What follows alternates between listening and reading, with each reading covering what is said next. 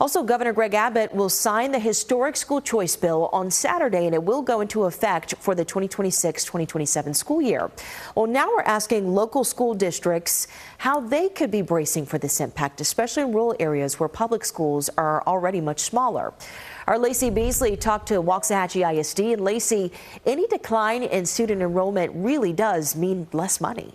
Yeah, that is the hard truth, Carmen. Waxahachie ISD already is one of the smaller districts in North Texas.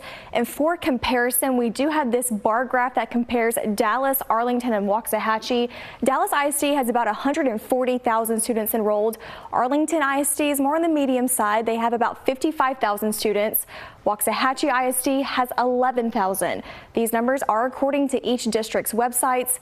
And in this conversation with the CFO of Waxahachie ISD, he put into perspective what any number of their students leaving for private education could do to their district and therefore funding.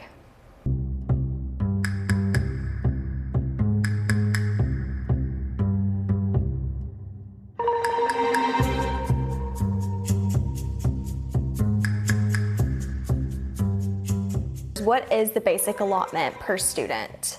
So right now, before any adjustments from the legislature, it's $6,160 per ADA.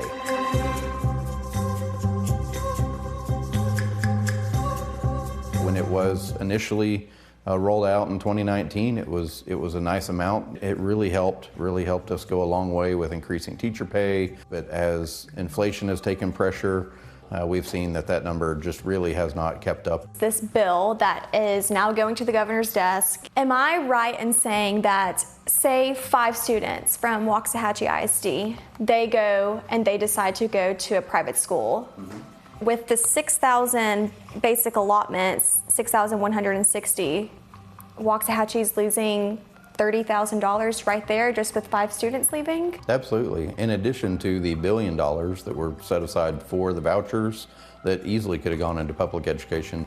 That's a lot. Absolutely.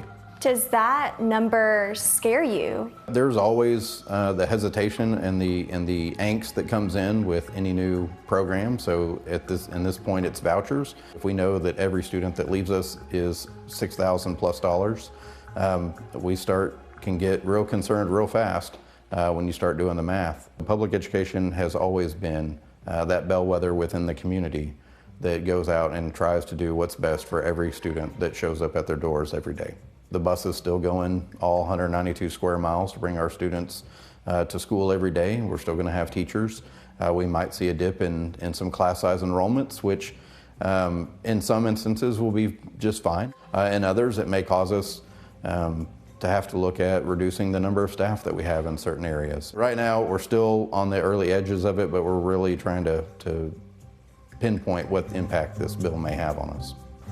Now, there is a school funding bill called HB 2 in the works right now that would increase public school funding by $7.7 billion. Through that bill, the basic allotment we talked about in the interview could increase to $6,555 per student if HB 2 is made law, though concerns are still very real for rural ISDs on what the passage of the Education Savings Account program could do to their enrollment and to their staff, Carmen. So there's definitely a lot that we're still paying attention to. Yeah, Lacey, this is a lot of money on the line and, of course, a lot of opinions into this, too. It impacts so many people. Thank you so much for covering that in our Learning Curve series.